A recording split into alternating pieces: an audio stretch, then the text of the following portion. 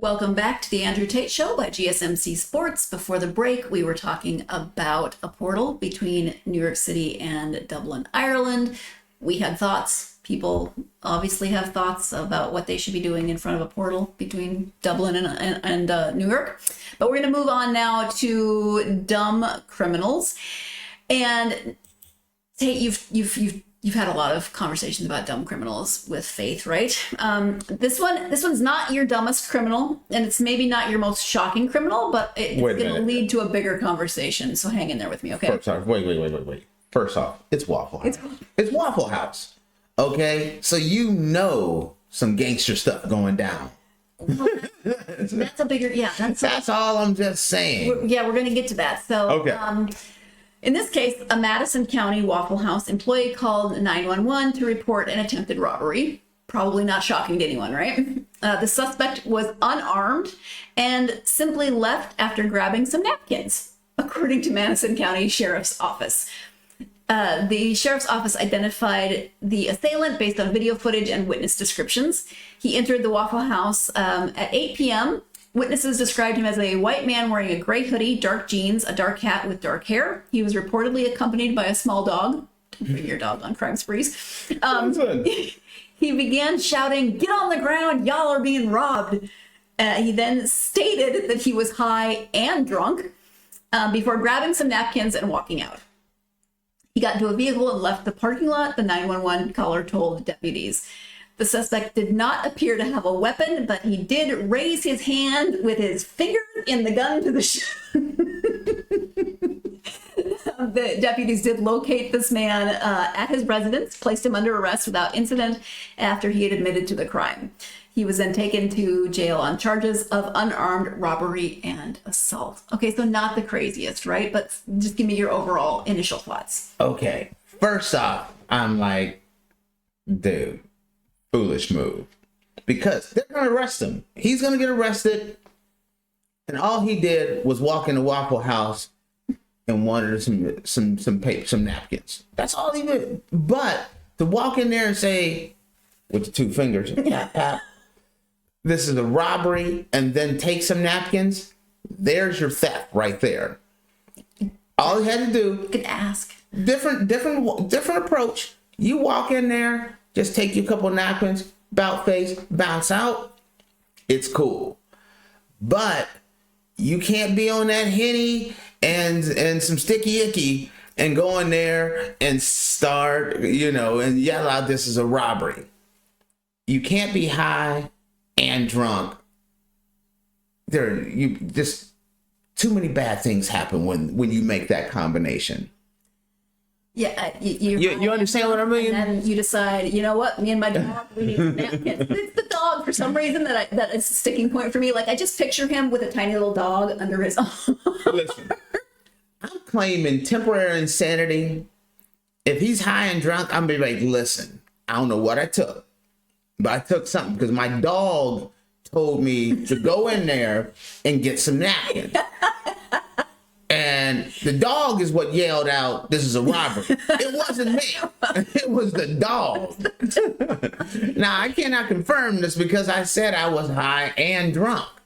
That's what I'm going with. I'm going with temporary insanity, hoping that they just let me off. I don't want to do no time for stealing napkins. I mean, at least it was unarmed, so his time will hopefully be. Time is time. Still, yeah. Well, what happens to the dog while you're in jail? I mean, come on. Forget about that. Forget about little Chihuahua over there, Blue Falcon, and little Dino Mutt. I care more about you in jail. You got your bunk mate, and he's like, "What you in for?" Again, you gotta have street cred when you walk in jail. You can't be in there like me and my Chihuahua walked in there and we stole free napkins. You can't be going to jail for stealing free napkins. There's certain things in life you cannot do. As I've said on many episodes, there are consequences and repercussions for your actions. His is, he's going to go to jail and then he's going to get beat up in jail because he robbed a Waffle House for free napkins with his dog. That's why I'm claiming insanity, and I'm blaming it all on the dog. I'm saying the dog told me to do it. I need me an out. So that's my direction I'm going. You have a small dog. So do I need to talk to your small dog and be like, listen, if he gets high and or drunk, which I know you Wait. I didn't say who. I didn't say who was high or who was drunk. the dog. I never said my man was high or drunk. I just said high and drunk. That could have been the dog that was on it, the one that yelled out there's a robbery. Maybe that's the dog's name, high and he just introduced himself. I'm high and drunk. You know what? That would be funny if the dog's name really was high and drunk. Okay, so like I said, not the craziest dumb criminal story ever, right? I mean, right. This is going okay. But go ahead. Let me let you go first. no, if you have a follow up, go ahead. Because I was gonna say this is almost as bad as the guy that the police came and tried to arrest him at Walmart for the bomb threat. And I'm giving you two stories in one. Guy was at Walmart. He went into the bathroom and said, "Everybody out! I'm about to blow this B up." oh, I thought it was Lowe's. Maybe it was a Doesn't matter, low, but but it's he still said, "I'm about to blow this itch up," and people came running out of there, and they called the police. Bomb squad showed up. Everyone showed up. He was talking. He had the grun bellies. He was about to blow the bathroom up in the biological way. You know, There's biological warfare. but people thought he meant he had a bomb, where the only bomb was in his backside. You know what I mean?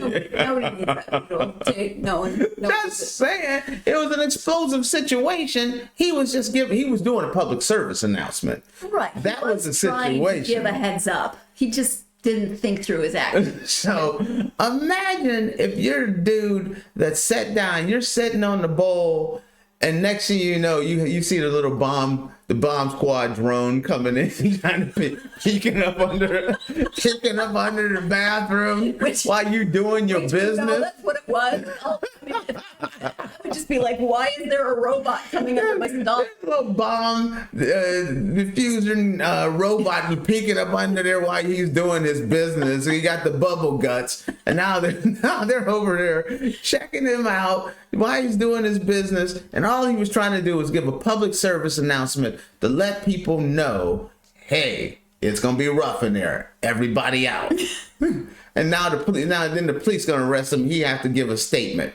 That is a true story. That wasn't this wasn't this one, but I gave you two stories for the price of one today. Well, that is still my favorite story of all time, by the way. When I brought up this segment and it said Waffle House, you were like, it's Waffle House. It's Waffle House. That's my whole point. What happened after I found this story, which I was like mildly entertaining. Oh, so you got a follow up on this one? No, the thing is that I went down a whole rabbit hole of Waffle House craziness. There's assault, there's attempted murder, there's solicitation. There is the story of a waitress getting upset with a customer and literally whacking him over the head with a coffee pot. There's a story of some dude living on top of a Waffle House. What is it about Waffle House that inspires you when you are drunk and or high to go steal napkins? Wait a minute. Yes. I'm gonna give a confession to everyone. You know, let me keep it real. I don't get in trouble very often in life at all. But one of my only times I've ever gotten into it with someone was at a Waffle House in North Carolina. And I had to lay hands on a couple of employees at a Waffle House in North Carolina back in the day. My only incident ever, and it went down at a Waffle House. And I am a pretty laid back guy. So it is something in the water there. Granted, and I'm gonna keep it real, it dealt with someone not liking my au naturel tan, as in, I had to baptize him a little bit, but with Waffle House coffee? Yeah, well, you have seen the light, a whole bunch of lights, let's just say. But that's the only time, like, I don't get it. I don't do stuff like that. But that's the only time I was in college back in the day. But yeah, I've even been involved in a Waffle House incident. I've only been in a Waffle House maybe 2 times in my life. Well, that's one of them. It was an incident that I ended up getting into. 50% of your Waffle House experience is violent. You're shooting 50% from the field. That's what you're doing when you go to Waffle House. I have never been to a Waffle House. And see, hint, how many fights you've ever been in your life? Zero. I've Exactly. Once, but that was not at a Waffle House. 50% of the time, I've only been to Waffle House twice. Half the times, it ended up in a bad situation. There were no Waffle Houses where I grew up. You know? So, that's why I'm such a pure and innocent soul. Go to Waffle House for the pancakes, leave with a 3-piece hot and spicy. That's all I'm saying. One of the other stories I read was a guy was upset with his wife who worked at Waffle House. So his solution was to drive his pickup truck, through the window. To the wall? He had to go to the hospital because he drove his truck, and then apparently that wasn't enough, so he got out with a knife and had to be disarmed by Waffle House. So actually, here, if I ever go to a Waffle House, do I need to be prepared? Yes, you need to be prepared. De-escalate some situation. You better be in 2 days getting ready. You better be getting ready. Oh, do you think Jim Harbaugh has a program for me? You're gonna need something. You go to Waffle House. It is not a normal place, But like I said, I've been to Waffle House. I've only been there twice. The first time, as I just described, it kind of got a little heated. The second time, the food was delicious. So that's the thing. So again, I've never been, so I don't know that. But you opted to go back a second time. In a totally different state. It was a totally different state. I went to Waffle House. Once was in North Carolina, and I don't even know. It's one of those things, you're traveling and you're traveling with some friends and you see a Waffle House, and it was late at night too. Both of these incidents, don't go to Waffle House after 6:30. If you ask them for trouble, anything after 6:30 at night. So you were literally doing the early special, meeting with your grandparents at 4 p.m. You gotta go to Waffle House with the blue hairs. You can't be going in there with the late night crowd because things will pop off. Hence why you got a guy robbing people for free napkins. You always like to wrap things up with some really good advice for our viewers. This is one of them right here. Don't go to Waffle House after 6:30. Nothing good happens at Waffle House after 6:30. You heard it. Go with the blue hairs. If you want to escape with your life, 6:30, bounce out, get your sausage, your eggs, and just go on home. That's the key right there. I'm going to keep that in mind. Thank you very much. And thank you for tuning in to the Andrew Tate Show by GSMC Sports. Your support means a lot to us, as always, of course. So please remember to subscribe to the show and leave a positive review. It really does helps us, helps the algorithm, helps the entire network. We also invite you to follow us on social media. You can find the podcast on Facebook, X, Instagram, and TikTok. You can get more content and updates. Thank you once again, and have a wonderful day. Waffle House. Let's